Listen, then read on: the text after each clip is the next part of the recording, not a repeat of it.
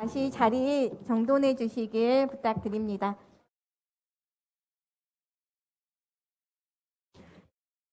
네, 일부 발제를 통해서 두 분의 발표자께서 아주 중요하고 또 의미 있는 발표를 해주셔서 너무 감사합니다. 2부 토론회는 이미 앞에 착석해 있기 때문에 2부 토론회는 좌장을 맡으신 김영선 박사님께 제가 마이크를 던지고요. 저는 이제 물러가도록 하겠습니다. 예, 2부 토론회 부탁드리겠습니다. 네, 반갑습니다. 2부 토론회 자장을 맡은 한백생태연구소 부소장 김영선입니다. 예, 오늘 제1회 복귀하천 토론회, 이 프랑이 걸리고 이런 세미나 자리가 생기기까지는 진짜 정말 많은 시간이 좀 걸린 것 같습니다. 강주천에 대해서 우리가 그동안 1994년부터 아마 들여다보고 있는 것 중에 하나가 그때부터 시민단체에서 강주천에 대해서 굉장히 많은 관심을 가졌어요. 특히나 양동 복귀하천에 대해서 이 부분에 대한 시민들의 이 훼손 부분과 냄새에 대한 것들이 아주 심각해서 그때부터 시작된 것 같습니다. 그래서 오늘에 이르기까지 이 복귀하천을 어쨌든 복원을 해야만 이 강주가 산다고 하는 것에 이런 자리가 마련된 것 같습니다.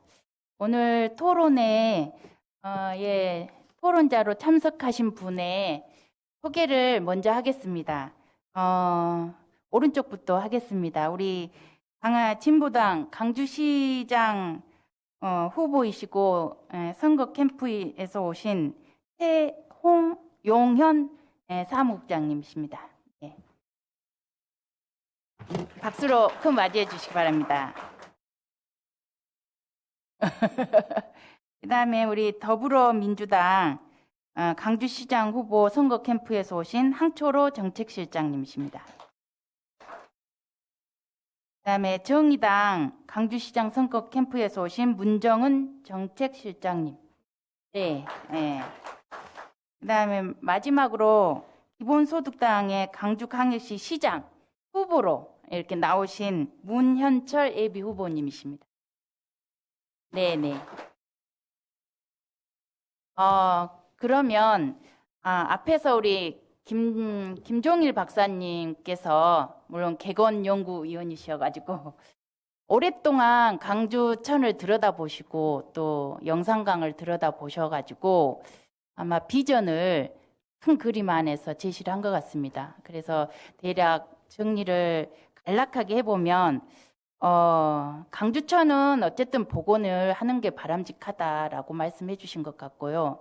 영산강은 강주천이 예전에는 관심의 중심이었다면 이제는 영산강으로 바뀌고 있으니까 좀 더 영산강에 대해서 큰 그림으로 다가섰으면 좋겠다라고 해서 세 가지를 제안하신 것 같습니다. 생태벨트하고 문화벨트, 경제벨트. 그 중에서 이제 핵심적인 내용들은 다 말씀하셨는데 이 중에 저는 군공항 이전하면 100만 평 꼭 공원을 좀 조성을 해서 살릴 필요가 있지 않겠냐. 그리고 그 옆에 있는 부하도 습지를 잘 살려서 항룡강과 영산강의 그 합류 지점을 잘 복원하는 것. 그런 부분들에 대해서 많이 좀 짚어주셔서 너무 감사한 말씀 드리고요. 그 다음에 이제 고준일 박사님께서는 강주천 복귀하천에 대한 아주 어떻게 하면 이것을 실행할 수 있을지에 대한 내용을 구체적으로 제시한 것 같습니다.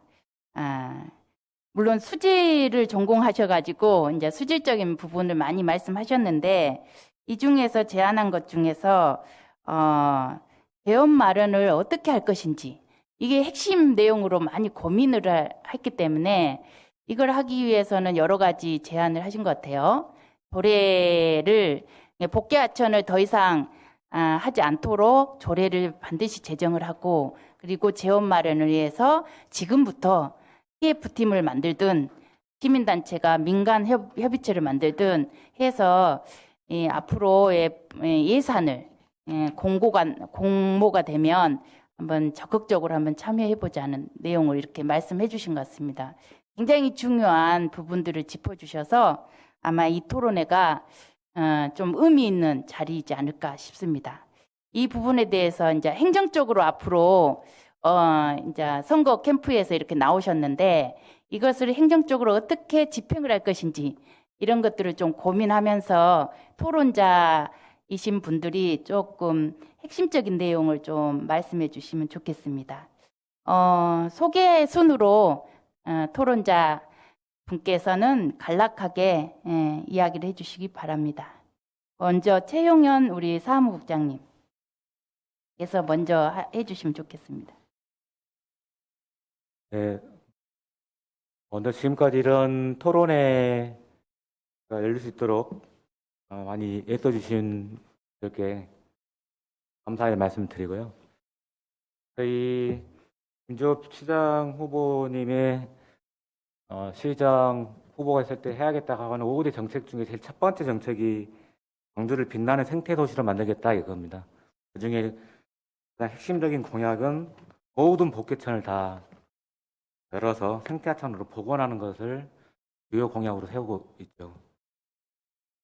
그렇게 하겠다고 하는 것은 단순히 복개천만을 얘기하는 것을 하는 게 아니라 광주 도시 자체를 어떻게 발전시킬 거냐 하는 도시 발전에 대한 철학을 속도보다는 방향에 맞춰서 그리고 일방적인 개발보다는 친환경적 생태도시로 도시의 특성을 살려야 되겠다. 이렇게 저는 생각하고 있습니다. 그래서 꼭 광주가 다른 데에 비해서 뒤처진 도시고 고층 아파트가 많이 생기거나 고층 건물이 많이 생기는 것이 개발된 것처럼 이렇게 언론이든 시장에서든 계속 주장해 왔는데 그것이 광주의 독특한 특색일 거냐 그렇게 보지 않고 광주의 특색으로 보면 인권과 문화 이것이 살아있는 도시의 핵심이라 보면 자연스럽게 친환경 생태 도시를 방향으로 설정하고 그 방향에 맞게 도시를 계획하고 그 계획에 기반해서 당연히 모든 복개천을 복원하는 방향으로 가야 된다 이렇게 생각됩니다. 안타까운 면이기도 한데 아까 계속 발제를 들으면서 계속 걸렸던 부분은 개발과 광주시에서 운영하고 있는 도시계획위원회가 광주를 생태도시로 만드는 것에 방해되는 기구로 되어 있다고 하는 겁니다. 그래서 지금도 그렇고 지금 캠프도 그렇지만 그 전에도 계속 얘기했던 것은 도시계획위원회를 통해 가지고 오히려 개발을 더욱더 많이 하겠다. 거기에 관련있는 여러 가지 제재를 풀어주겠다. 이 방식으로 해서 이미 지금도 광주 곳곳에 공사장이고 무분별한 도시개발이 되고 있는데 이것에서 도시계획위원회가 방향을 제대로 설정하지 못하고 계속 개발만 하고 있어서 저희는 기본 방향이 바뀌어져야 된다. 거기서 입각해서 친환경 생태도시를 만들어야 된다. 이렇게 주장하고 있습니다. 이상입니다. 네, 감사합니다. 예, 말씀을 해주셨는데 진보당에서 어쨌든 광주의 복개하천은 모두 복원하는 것을 목표로 하겠다라고 이렇게 말씀을 해주셨는데 듣고만 있어도 이 토론회를 잘한 것 같은 느낌이 듭니다. 예, 이걸 광주 철학으로 담겠다고 하신 말씀을 잘 전달해서 향후에 지자체에서도 이 부분들을 좀 당선이 되면 꼭 실행할 수 있었으면 좋겠습니다. 그 다음에 우리 항초로 박사님. 네. 제가 소속과 입장이 좀 바뀌어서 여기 좀 어색하게 발표를 좀 해야 될 것 같은데요. 일단 발제 말씀 잘 들었습니다. 잘 들었고요. 그러니까 지금 이게 정권이 시작하고 끝날 때쯤에 항상 이런 환경이나 이러한 중요한 의제들이 좀 나오긴 하지만 지속적에서 조금 담보되지 못했던 게 지금까지 현실이었던 것 같고요. 그래서 다음에는 이러한 것들이 실질적으로 이행될 수 있는 체계 마련이 굉장히 중요할 것 같습니다. 지금 아까 말씀 주셨다시피 환경 정책 자체가 과거에는 오염원 관리에서 토목 관점 위주로 개발이 됐었고 지금 현재는 이제 환경 서비스 차원에서 건강성 회복이라든지 생태라든지 이런 분야가 굉장히 강화됐었는데 광주시는 아쉽게도 좀 이런 부분에서 굉장히 좀 뭐 선도적으로 앞서서 뭔가를 시행했던 뭐 결과들은 아직은 없는 것 같고요. 그 중에서 이제 대표적인 게 이제 뭐 광주천 문제부터 해서 물순환 관련된 부분들 그리고 생태보건 관련된 부분들이 굉장히 좀 약간은 미흡했다라고 이제 뭐 진단은 했습니다. 그리고 지금 현재 시대가 이제 도시 회복력 시대로 넘어들면서 뭐 기후 변화라든지 기후 위기 관련돼서 굉장히 많은 변화들이 있고 특히 뭐 지금 보건 문제 말씀하셨는데 무광수리수가 굉장히 길어지고 있는 상황입니다. 그래서 단순하게 무언가를 복개하고 무언가를 복원하는 것 자체로만 생각을 하기보다는 지속가능 발전 관점에서 봤을 때 우리가 수질과 수량을 고려하지 않을 수 없고요. 그리고 이제 22년도 국가 통합 물관리 비전 자체가 건강성 회복과 아이들이 마음껏 뛰놀고 물놀이 할 수 있는 하천입니다. 그래서 좀 더 이제 하천하고 사람들의 접근성 자체를 좀 강화시킬 필요가 있다. 그리고 가장 중요한 거는 지금 하천 아까 말씀 주셨던 것들이 있는데 하천은 시민들이 뭐 인간이 향유해야 되는 거는 뭐 기본적인 목적이긴 하지만 생태와 동물들의 굉장히 중요한 요인입니다. 그래서 인간의 관점에서만 볼 수 없기 때문에 이러한 부분들까지 고려해서 개발을 좀 해야 된다라고 이제 뭐 기본 입장을 있었고요. 해서 복원 얘기 이전에 뭐 강의 생태에서 가장 중요한 거는 복원 이전에 그냥 그대로 놔둔 겁니다. 그래서 복원 플러스 보전까지 또 할 수 있는 부분들이라든지 수질 수량이라든지 그리고 친수 인프라를 확대해야 된다는 관점에서 이제 방향 설정을 했었고요. 그래서 광주천이 과연 생태하천이냐라고 하는 관점에서 많은 근데 국가 단위에서 연구하시는 분들은 얘기를 많이 했지만 광주 자체에서는 이러한 데이터 자체도 많이 없습니다. 실제로 광주천의 형태라든지 내용을 봤을 때 생태하천이라고 보기는 좀 어려운 구간도 있고요. 보전이나 복원을 통해서 생태하천화로 만들어야 될 구간도 분명히 있습니다. 그래서 이런 부분들을 잘 조정해서 복원할 때는 복원하고 보전할 때는 보전하는 방안이 굉장히 중요할 것 같고요. 그리고 이제 아까 말씀 주셨다시피 이거를 복원하거나 복개를 했을 경우에 수량이 굉장히 또 중요한 이슈 중에 하나입니다. 근데 지금 아쉽게도 하수 처리장에 있는 이제 증설 계획은 광주시가 정부에 계속 요구를 했지만 인구 감소 등의 이유 때문에 증설이 계속 안 되었었던 것도 사실이고요. 근데 지금 현재 이제 뭐 다른 도시나 다른 나라에서 봤을 때는 이러한 하수 처리장이라든지 빗물이라든지 이러한 지하수라든지 이러한 물에 관련된 인프라를 블렌딩 처리해서 상수로 다시 재이용하는 이러한 수단들이 있고요. 그리고 이제 광주가 물순환 선도도시라고 얘기는 하고 있지만 실질적으로 저류지라든지 이런 부분들은 굉장히 부족한 측면이 있습니다. 그래서 이런 것들과 연계해서 부족한 수량을 이제 하천에 흘러내려가게 하는 부분들이 굉장히 중요할 것 같고요. 그리고 친수에 관련된 부분에서는 교육과 인프라에 관련된 부분이 굉장히 아직 부족한 부분이 있습니다. 실질적으로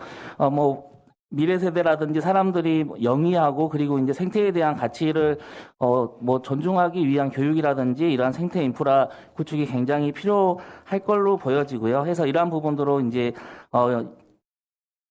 여기 광주천, 영산강에 대한 이제 공약들을 좀 냈었는데요. 해서 내지천, 소태천 같은 지류지천에 관련된 부분에서는 최대한 보존하고 그리고 여기에 이제 생태에 관련된 교육이라든지 가치를 높이는 장으로 좀 만들어내자라고 해서 공약화를 했었고요.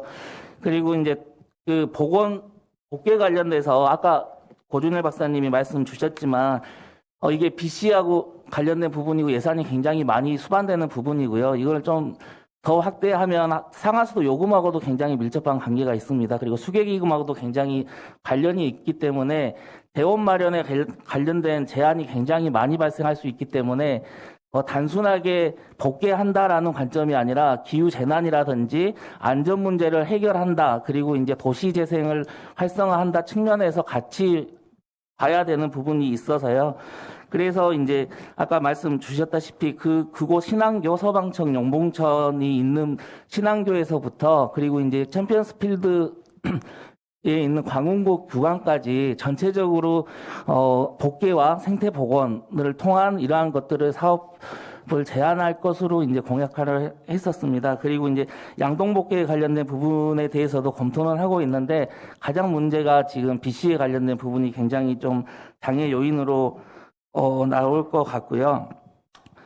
그래서 이러한 부분들에 대해서는 뭐 면밀히 검토해서 그 광주천에 있는 부분들은 뭐 보존과 복원을 역할을 좀 강화시킬 계획이고, 영산강 관련된 부분도 아까 말씀 주셨다시피 영산강이 굉장히 이제 어떻게 보면 도시의 중앙으로 들어와 있는데, 영산강을 국가정원으로 만든다. 그래서 뭐 지방정원으로 추진하고 향후에 국가정원으로 한다라는 그런 부분에 대해서는 약간 우려도 있습니다.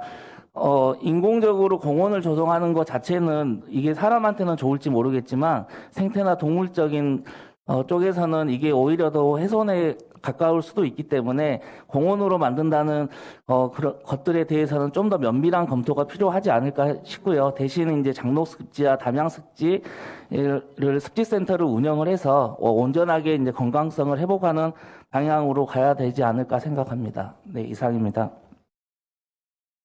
네, 감사합니다. 항초로 박사님께서 이렇게 몇 가지를 정리해 주셨네요. 특히 도시 회복력을 위해서 또 기후 위기를 위해서 강주의 건강성, 생태계 건강성 회복을 위해서는 중요한 부분들이 하천을 살려내는 것인데 수질, 수량 확보, 수질 개선 그거 하고 친수 부분 이 세 가지를 이제 이야기해 주셨고, 특히나 그 강주천에 대해서는 생태 교육, 지류하천을 기본적으로 복원하고 여러 가지 신안교에서 서방천 복원을 반드시 할 수 있도록 하시겠다고 이제 방금 말씀하신 거 맞나요?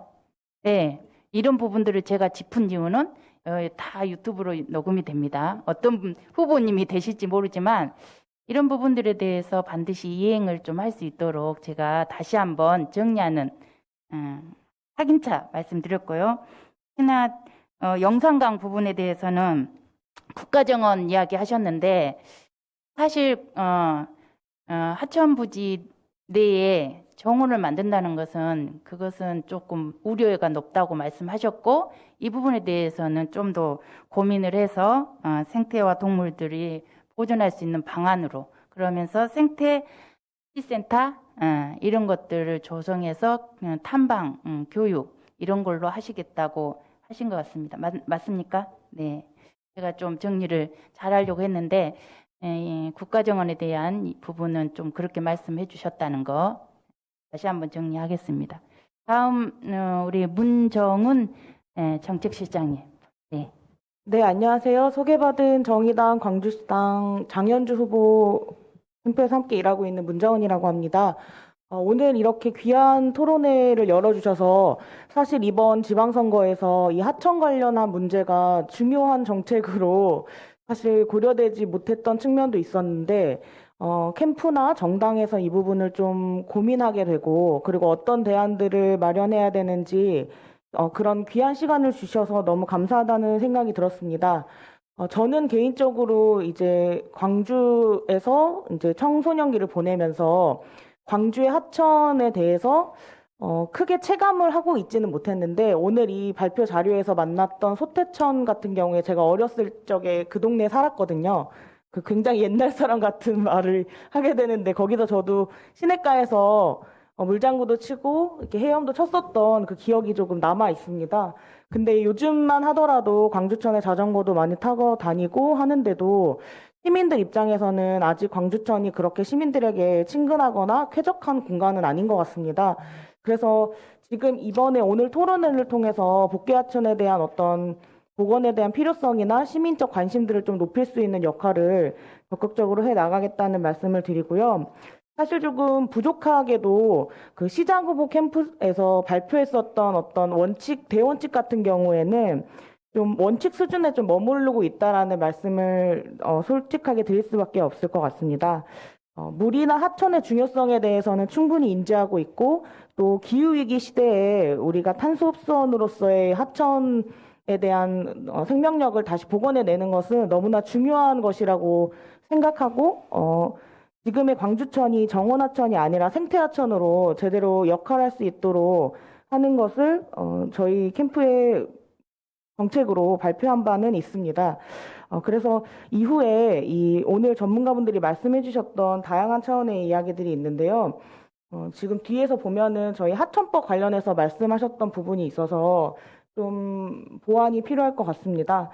지금 현재 어쨌든 제가 알고 있는 수준에서는 하천법에서는 이제 하천의 복개를 전면적으로 금지하고 있는 것으로 알고 있는데 그 안에서 이제 도로나 교량 등의 설치에 한해서만 부분적으로 허용해주고 있는 것으로 알고 있습니다. 근데 이제 시에서 이것을 조례로 금지하거나 막아설 수 있는지에 대한 이제 제도적 검토들이 좀 필요할 것 같고요. 국민의힘 의원들 몇몇 중에서는 하천법 개정안으로 그 전체 하천의 그 구간 중에 90% 정도 복개되어 있다고 하면 나머지 구간에 대해서도 복개할 수 있도록 하는 개정안들이 좀 올라오고 있어요. 그러니까 하천의 생명력을 복원시키는 것과는 좀 반대되는 그런 방향과는 좀 반대되는 그런 법들도 제출되고 있기 때문에 국가 차원에서 이 부분에 대한 좀 정돈이 필요할 것 같고 지적하셨던 것처럼 광주시 차원에서도 복개되지 않은 하천에 대한 복개 금지를 할 수 있는 제도적 방안들을 마련하고 시민들을 설득하는 그런 과정들에 정의당도 역할을 하겠다라는 말씀을 드리겠습니다. 그리고 두 번째는 조금 토론이 필요한 내용일 것 같긴 한데요. 이 하천 복원과 관련해서 비용 부분을 많이 말씀해 주시고 BC라고 하는 이제 비용 편익 부분에 대한 계산들이 있잖아요. 근데 이제 단순히 수치로 말씀하셨을 때는 0.7 이상의 수치가 좀 이렇게 큰 숫자로 보여지는데 비용 편익 부분에 대한 문제 때문만에 이 하천 사업이 진행되지 못했던 것인지 이런 궁금증들이 좀 있습니다. 그러니까 이 하천 관련된 문제들이 시에 공약화되기도 했었고 또 특정 기간에는 굉장히 중요한 이제 시의 정책으로 검토됐었는데 비용상의 재원 마련의 문제 때문만 이것이 진행되지 않은 것으로 오해될 수 있기 때문에 그 부분에 대해서 혹시 답변해 주실 수 있는 발제자분이 계시면 좀 질문을 드리는 것으로 마무리를 하려고 합니다. 사실 정의당 활동을 하면서 물 때문에 많은 어려움을 겪는 시민들의 민원들을 많이 받고 있습니다. 꼭 하천이랑 직접적으로 연결되지 않을 수는 있는데요. 잘 아시는 것처럼 뭐 최근 몇 년 사이에 서창에 큰 수해 피해가 있었다거나 또는 그 서구 지역에 있는 저희 당의 후보도 열심히 싸우고 있는데 이제 하수관거 침수 피해라거나 또는 남구 배군광장의 침수 피해 등의 사례들이 정의당으로 많이 이제 연락이 오세요. 그래서 시민들 입장에서는 물과 관련한 여러 가지 고충들을 겪고 있는데 이게 과연 우리 하천을 살리고 다시 복개를 복원하는 것과 어떻게 만날 수 있는지를 잘 설득하고 이야기하는 과정으로서 좀 역할을 해 나가야겠다라는 다짐을 드리면서요. 오늘 전문가 토론을 시작으로 각 정당과 시장 후보들이 이와 관련한 진지한 논의할 수 있도록 좀 역할해 나가도록 하겠습니다. 그리고 추가로 한 가지 이제 궁금했던 거는 이번에 이제 민주당 강기정 후보님께서 그 영산강 수변에 익사이팅 벨트 공약을 하셨던 것이 나름대로는 약간 주목이 됐었다고 생각을 하는데 그 부분도 사실은 한번 우리가 토론해 보거나 또 그게 실제로 광주에서 이제 당선인 가능성이 높은 후보 중에 한 분이시니까 어떻게 접근하는 게 좋을지에 대한 토론도 기회가 되면 해봐야 된다고 생각했습니다. 들어주셔서 감사합니다. 네, 감사합니다. 국가 차원에서 하천 복원력에 대해서는 정리가 필요하다라고 이제 말씀해 주셨고, 그러면서 하천 복개 이 부분에 대해서 굳이 복개 조례 금지, 하천법에서도 이렇게 못하게 되어 있는데 하천 조례까지 이렇게 만들 필요가 있는지에 대한 내용을 말씀해 주셨고, 두 번째는 PC에 대한 비용 편입 분석에 대해서는 우리 제가 말씀하셨으니까 고준일 박사님께서 그 부분은 좀 말씀해 주시면 어떨까 하고, 세 번째는 그 익사이팅 토론회 이 부분에 대해서 우리 황철호 박사님이 조금 언급해 주시면 좋을 것 같습니다. 이 부분에 대해서는 마지막 우리 문현철 후보님 이야기 듣고 나서 답변하는 걸로 하겠습니다. 네. 네, 답변을 듣기 위해서 좀 짧게 발언하겠습니다. 예, 안녕하세요. 저는 역대 최연소 광주시장 후보 기본소득당 문현철입니다. 오늘 이 토론회에 좀 제가 직접 참석하고 싶었던 것만큼 저는 이 광주시가 이렇게 누구도 소외되지 않고 모두가 잘 살 수 있는 도시가 되기 위해서는 이렇게 자연 환경과도 공존해 나가는 일들이 필요할 거라고 생각을 합니다.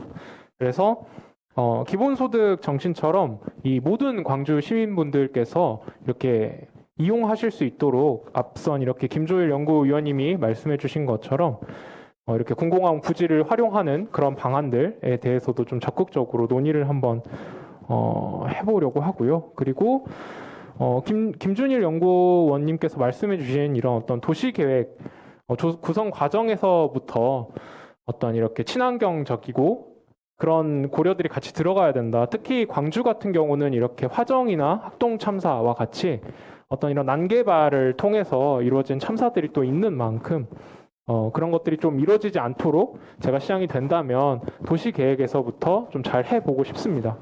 그리고 또 뭐 지적해 주셨던 이렇게 도시계획위원회 같은 경우도 사실 저는 도시계획위원회에 이런 지금 공개되고 있지 않는 회의록들이 좀 공개되고 그래서 시민분들이 함께 이 광주의 도시개발에 대해서 좀 참여하고 관심 가질 수 있는 방안들도 이렇게 마련이 돼야 된다라고 생각을 하고 있고요. 저는 이렇게 제가 만들고 싶은 그런 떠나지 않는 도시 그리고 누구나 살기 좋은 도시가 되기 위해서는 이런 탄소 중립, 생태 선도 도시로서의 어떤 방점을 가지고 가는 것들이 필요하다고 생각합니다.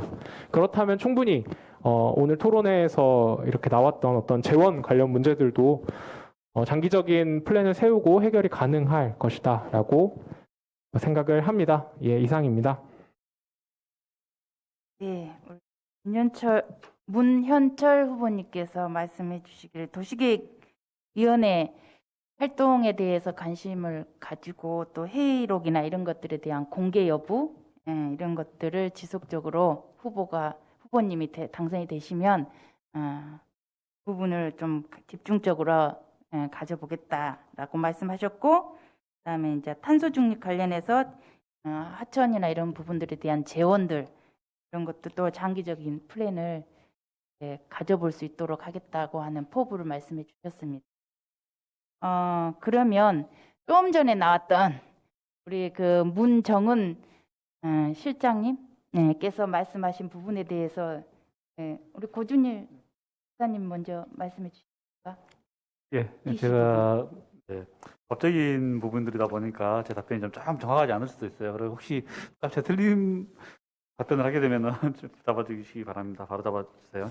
일단은 BC하고 하천법 이야기 나왔는데 이제 기본적으로 이런 하천을 손을 댈 때는 하천법에 따라서 또는 소하천법에 따라서 이렇게 합니다. 그래서 먼저 하천 기본계획을 건드려야 되고 하천 기본계획에서 어떤 복귀 구간이라든가 이런 것들 뭐 교량이라든가 이런 것들 다루기도 하고 그러죠. 근데 현재 지금 광주청 같은 경우는 정심사천에서 합류한 데 있죠. 합류한 데서부터 시작해갖고 영산강까지는 국가하천으로 돼 있고 그리고 정심사천이라든가 합류 이쪽으로 되는 영연정선까지 거기서 지방하천 돼 있고 서방천도 여기 두물머리에서부터 시작해서 신안교까지는 지금 현재 지방하천으로 돼 있죠. 그래서 이제 저희가 복귀 문제를 다루려면 아까 말씀드렸듯이 기본적으로 이 기존의 하천들인 용봉천이라든가 서방천 상류라든가 이런 데는 다 지금 공개천 다 폐천 됐거든요. 폐천 즉 하천이 아니에요. 그래서 이게 아마 하수 정비 기본계획하고 연결될 건데 하천이 폐천이 되면은 이게 지금 하수 관로로 돼 있을 거예요. 그래서 이쪽 양쪽을 하천 기본계획과 하수 정비 기본계획을 같이 손을 봐서 해야 되는 걸로 알고 있고 제가 이제 여기에서 조례 이야기 꺼냈던 것들은 그 내지천이나 그런 데는 아직도 지금 소하천으로 남아 있습니다. 그래서 이러한 소하천들을 보호할 수 있는 뭔가의 법안이 있는데 그걸 제가 이제 알아먹기 쉽게 그냥 복귀 금지 조례 형태로 말씀을 드렸던 거고요. 정확하게 행정적인 절차들은 뭐 좀 따로 그 행정적인 절차에 따라가야 될 겁니다. 그 두 번째 BC 부분인데 우리나라 이제 보통 500억 이상의 공사들은 기본적으로 다 타당성 조사를 하도록 돼 있죠.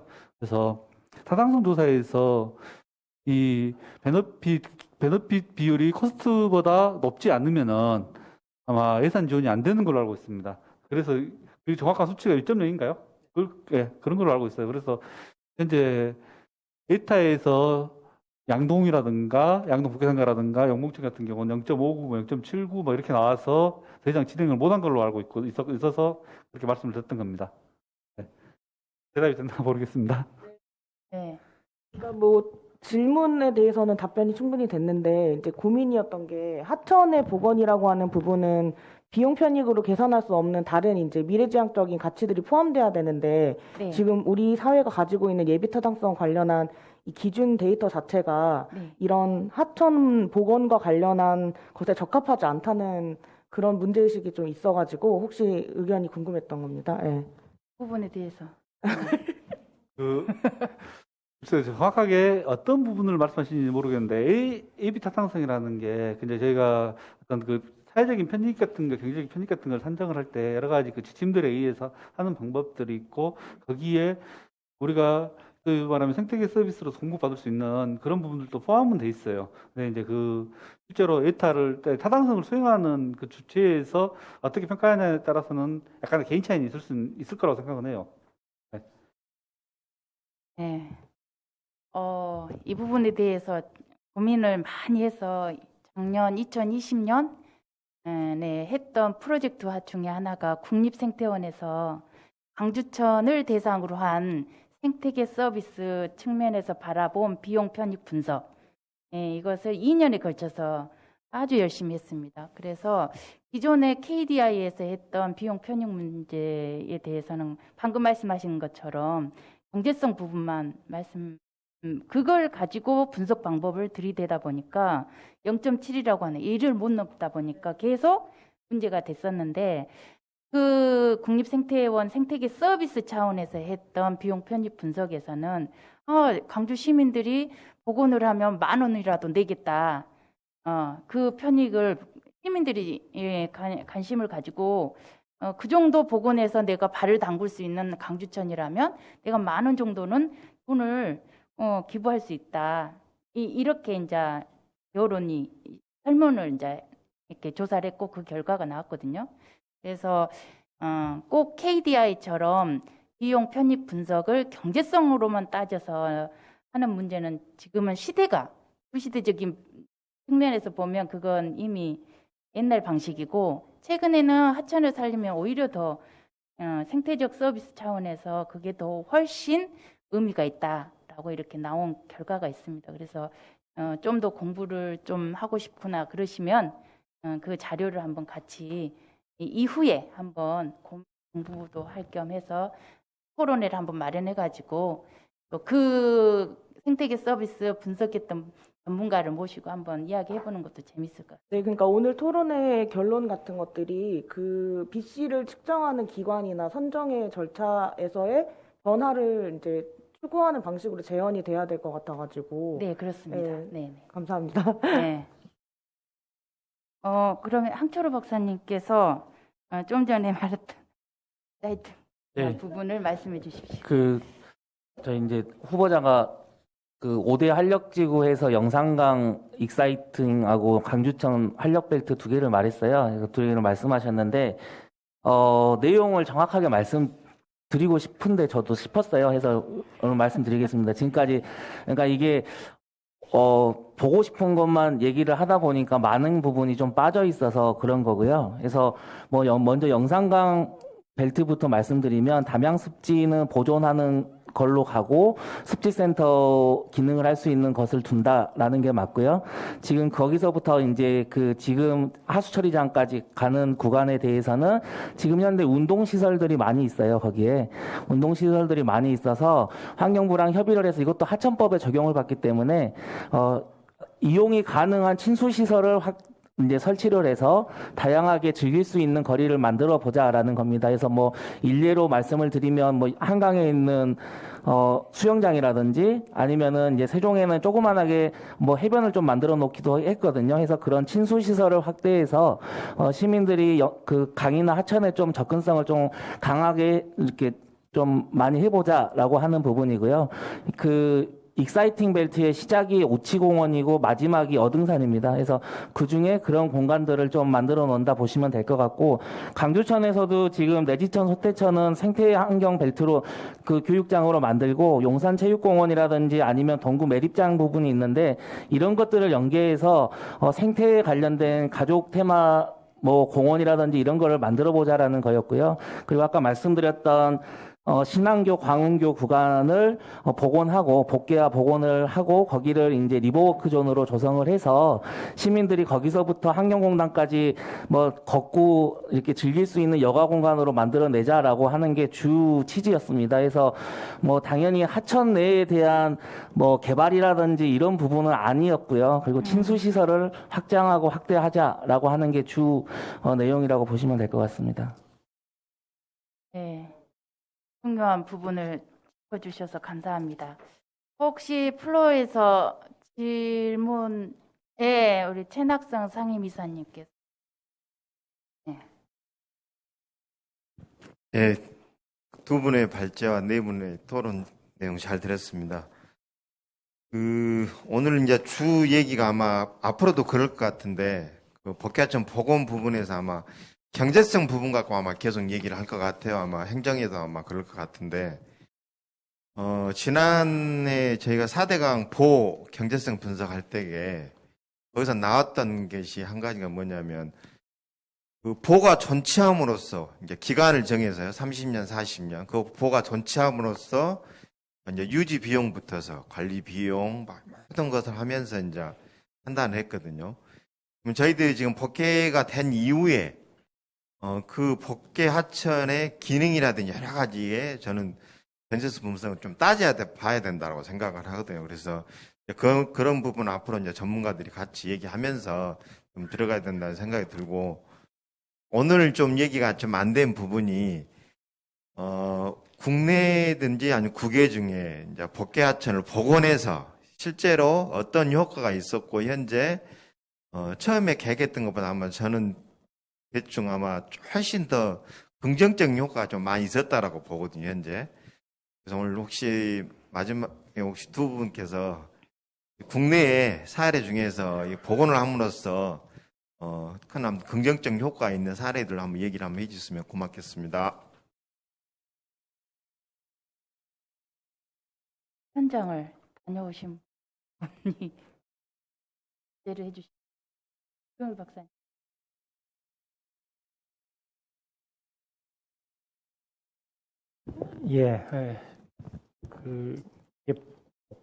복원의 필요성, 복개 하천의 복원의 필요성은 다 공감하실 것 같고, 그 다음에는 이제 어떤 하천을, 아까 이제 이 진보당에서는 모든 하천을 했지만, 이제 그러기에는 너무 버거우니까 어떤 하천을 먼저 해야 될지, 네. 이제 그런 부분들, 그 다음에 수질이나 교통 문제, 뭐 유량 문제 이런 것들을 어떻게 해야 될지, 재원은 어떻게 할지 이제 이런 것들이 과제일 거라고 생각이 듭니다.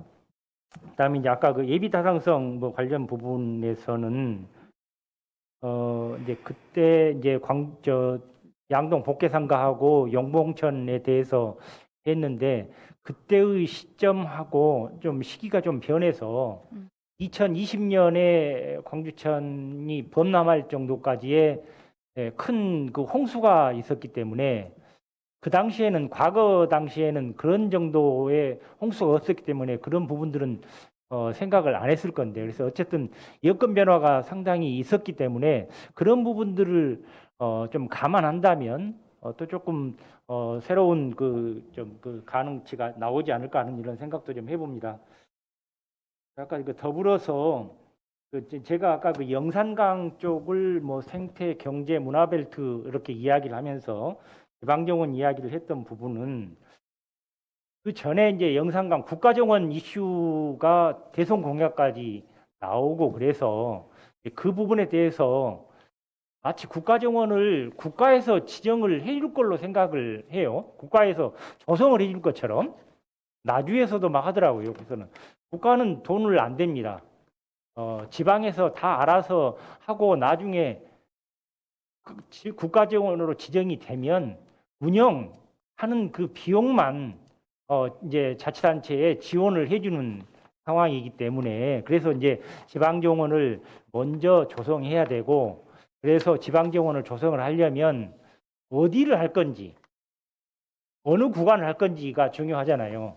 이제 그런 부분들 그 다음에 또 이제 그 어느 구간이라고 하는 부분은 하천 부지 플러스 하천 이제 부지 바깥쪽까지를 포함해야 되는 것이죠. 그리고 이 이제 그 법적인 절차를 보면 5가지 이상의 규제를 가지고 있어야 돼요. 그래서 이제 그런 내용들을 좀 제가 제시를 한 거고, 그래서 이제 우리 황철호 박사님께서 아까 이제 지방정원을 말씀을 하실 때 그렇게 되면 그 생태 부분들을 말씀을 하셨는데 또 영산강 익사이팅 벨트 쪽에서는 또 친수 시설들을 많이 말씀을 하셨어요. 그런 부분은 상당히 조금 앞에 말씀과 뒤에 말씀이 좀 다르다라고 하는 것을 좀 말씀을 드리고 그리고 이제 이제 복개하천 복원의 사례 말씀 이제 주셨는데 뭐 그 제주 산지천 복원은 양동 복개상가처럼 상가 구간이 오래돼서 노후화돼 가지고 안전성에 문제가 되고 또 도시 홍수가 발생하고 악취 문제 이런 것 때문에 어떻게 할까 그 시민 사회가 오랫동안 그 고민하다가 이제 복원하는 쪽으로 해서 복원을 해서 그 물이 되살아나고 또 그 이제 그 복원한 구간 인근 쪽으로 해서 새로운 그 어떤 뭐 카페나 또 이렇게 이제 뭐 갤러리 이런 것들이 되살아나서 시민들이 걷고 싶고 또 지금 뭐 관광객이 많지는 않습니다만은 그래도 관광객들도 산지천 그 주변을 걷는 그런 명소로 거듭나고 있다라고 하는 것은 잘 알려진 사실이고요. 그다음에 이제 그 뭐 우리 가까운 전주에서도 노송천을 복원을 이렇게 했습니다. 그래서 이제 노송천 일부 구간인데요. 거기도 조금 아쉽기는 하더라고요. 뭐 짧은 구간이고 너무 그 이제 도로랄지 이런 것도 상가 이런 것들을 고려하다 보니까 하폭을 좀 좁혀가지고 복원을 좀 하긴 했었는데 조금은 좀 부족한 이런 그 측면들이 좀 있었습니다. 그 외에도 뭐 춘천의 약사천이랄지 부천의 뭐그 신곡천 뭐 이런 그 하천들이 비교적 그 도심 구간 그리고 지류하천 구간들을 좀 복원을 해가지고 나름의 효과들을 보고 있는 것들이 좀 있습니다. 그래서 우리 이제 시에서도 여러 가지로 어렵긴 하지만 시민사회의 좀 뜻을 모아서 대상 하천들을 좀 고르고 그리고 좀 시범적인 이런 사업들을 추진했으면 좋겠다. 광주시에서 지난번에 뭐 한 그 동계천의 전남여고 뒷길 한 300m 정도를 뭐 우선 복원하겠다라고 하는 그런 그 구상들이 있었던 것으로 알고 있는데 그 정도 가지고는 조금 좀 부족하지 않느냐라고 하는 그 생각들을 좀 하고 있습니다. 저는 이제 아까 양동 복개상가 그 구간에 그 사업지구, 루문동 사업지구도 있고 또 지금 그 상류 쪽으로 가면 이제 북동 그 재개발 사업들이 지금 예정이 되어 있습니다. 그래서 그 사업지 주변들이 있고 안타까운 것은 왜 그 그랜드 센트럴 아파트를 지을 당시에 계림동에 그 바로 앞을 지나는 그 동계천 복개 구간이 있었는데 그걸 그대로 놔뒀을까? 그게 지금 폭이 상당히 넓어졌어요. 그래서 그때 그 아파트 공사를 했을 때 그 구간을 복원을 했더라면 그리고 양동 그 대인시장 구간은 여러 가지 방법이 있을 것 같아요. 제주도의 그 서귀포의 매일시장, 원래 매일시장에 가면 시장 한가운데로 물길이 조그만 물길이라도 뭐 폭은 얼마 안 됩니다만은 한 폭은 한 70cm 뭐 이런 정도의 그런 그 물길을 만들어서 시장에 오는 사람들로 하여금 이게 뭐지라고 하는 것들이 있었는데 그 대인시장 같은 구간들은 조금 더 이제 시장의 상인들하고 협의를 한다랄지 하면 다양한 좋은 방법이 나올 수 있지 않을까 하는 생각들을 해봅니다. 네. 국내 사례 두 군데를 말씀해 주셨는데 다음에 기회가 되면 사례지를 한번 답사해 보는 것도 좋은 제안일 것 같습니다. 또 한 분 마지막으로 시간 관계상 저희가 4시까지 마쳐야 되는 거죠. 예, 알겠습니다. 광주천 지킴이 홍기혁입니다. 하천에 대한 개발이라든가 보존이 민선단체장들의 의지가 상당히 강한 것 같아요. 그 전에 1, 2, 3, 4기에서는 광주천에 대한 여러 가지 시설을 많이 했었는데 6기에 와서 광주천에 손을 전혀 안 댔습니다. 6기에서는 광주천에 손댄 것이 뭐가 하나 있냐면은 서방천으로 올라가는 12,000톤 물 펌핑하는 그 시설 하나 만들었고 다른 건 손댄 것이 하나도 없었거든요. 그러다 갑자기 또 민선 7기 오니까 아리랑 문화물길 조성 사업인가 뭔가 한다고 하면서 지금 개판되고 있습니다. 그리고 지금 아까 전에 말씀하셨다시피 양동 복개상가에 재작년에 침수될 뻔했죠. 근데 그 위에다가 지금 뭘 만들고 있냐면은 태평보를 만들고 있어요. 근데 제 생각에는 뭐냐면 태평보를 만약에 그 위에다 만들어 놓게 되면은 바로 재작년만치 비가 오게 되면은 양동시장 침수됩니다. 100% 제가 장담할 수 있어요. 그리고 좀 이제 복개 문제 이제 오늘 복개 하천 관계니까 그거 문제 좀 말씀드리면은 지금 내지천 아까 말씀하실 때 복개 안 된 것 같이 말씀하셨는데 마을 안길이 있고 마을 외곽도로가 있습니다. 마을 외곽도로고 그것이 하천이거든요. 하천이 저수지 밑에서부터 마을 입구까지 안전 포장이 되어 있고요. 그 부분이 거기서 복개된 부분에 지금 오염수가 지금 들어오고 있거든요. 그 문제도 있고, 이제 저희들이 지금 한 가지 모든 것이 가장 힘들었던 게 뭐냐면은 용산천이 사라졌습니다. 용산천이 전에는 기독교병원, 정신병원 아래쪽으로가 전답이었어요. 그것이 논과 밭이었는데 그 가운데로 하천이 흘러서 용산천이 흘렀습니다. 용산천이 하류 쪽에만 복개가 되어 있었는데 그 용산지구 아파트를 지으면서 하천이 사라졌는데 그때 제가 듣기로는 그때는 이제 제가 참석을 못했는데 듣기로는 아파트를 지으면서 아파트 가운데로 용산천을 그대로 보존한다고 한다고 했었다고 하더라고요. 그럴 줄만 알았죠. 근데 그 중간에 보니까 찍는 것을 보니까 하천이 없어진 거예요. 그래서 왜 하천이 없어졌는가 그걸 이제 따지려고 했더니 LH에서 시공사를 분양을 하다 보니까 LH에다가 다 미뤄요. 그 사무실에서. 근데 LH 사무실이 없어요. 그래서 그만 그 시기를 못하고 말았었는데 그렇게 그 용산천이 어디로 가버렸냐면 도로 옆으로 해서 큰 관을 묻어가지고 광거로 해서 용산천이 되어버렸습니다. 그런 이러한 부분이 있기 때문에 아까쯤에 금지하는 조례를 만들었으면 좋겠다고 했는데 근데 만약에 그러한 하천을 복개를 하게 된다면은 많은 관계인들이 그러면 시민, 관, 단체들이 협력을 해서 이것을 해야 되는가 안 해야 되는가를 꼭 확인을 해서 같이 토의를 해서 이러한 일을 했으면 좋겠다. 제 생각은 그렇습니다. 이상입니다.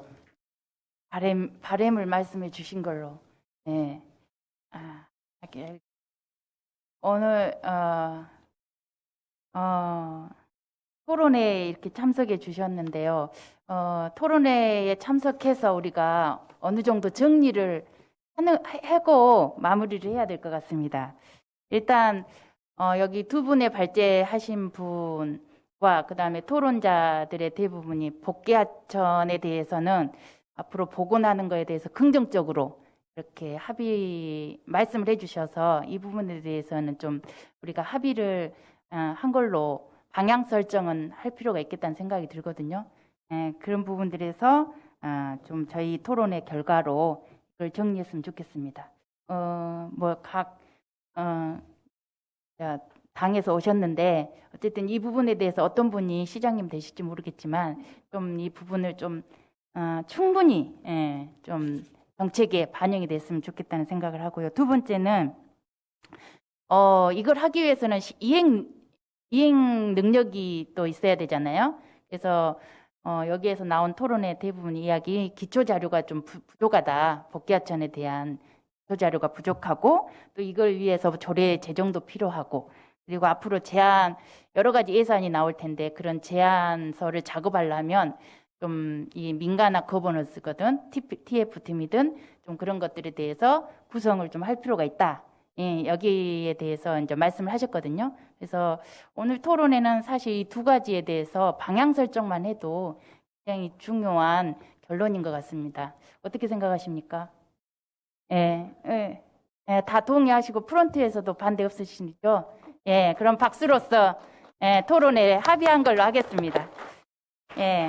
그리고 이제 마지막으로 저희가 강주 6차 의제 작업이 다 모두 이제 끝났습니다. 그래서 여기 고준일 박사님, 또 우리 김종일 박사님 많은 분들이 그 의제 중에 생물 다양성 회복 이 부분에 대한 의제가 있는데 거기에 목표가 딱 4가지가 지금 선정을 했습니다. 거기에 가장 우선순위가 강주천 복귀하천을 5년 안에 2개소를 뜯어내는 걸로 이렇게 의제를 선정을 했거든요.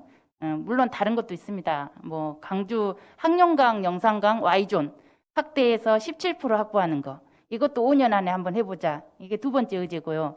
마지막 3번째 의제가 무등산 정상부 복원하고 군공항하고 같이 이전하게 되면 거기에 100만 평이라고 말씀하셨는데 도시숲 정원이 아니라 도시숲 공원. 그래서 부산에 가면 부산 시민공원이 있고 서울에 가면 서울숲이 있고 이제 울산에 가면 태화강 숲이 있습니다. 그래서 강주에도 충분히 이런 큰 도시만의 공원을 좀 조성을 해서 방금 말씀 도시농업도 하고 박람회도 하고 이렇게 접근이 좀 쉽게 할 수 있는 숲다운 숲을 좀 만들었으면 좋겠다라고 하는 것이 3번째 의제입니다. 그래서 강주 6차 의제를 하고 그다음에 방금 말씀하신 부분들을 잘 녹아내서 정책에 조금 반영할 수 있도록 했으면 좋겠습니다. 제가 이 정도 선에서 마무리해도 되겠습니까? 뭐 기타 하실 말씀 없는 걸로 알고 오늘 제1회 복귀하천 토론에 뭐 같이 참석해 주신 모든 분들께 다 함께 박수로서 끝내도록 하겠습니다. 수고하셨습니다. 감사합니다.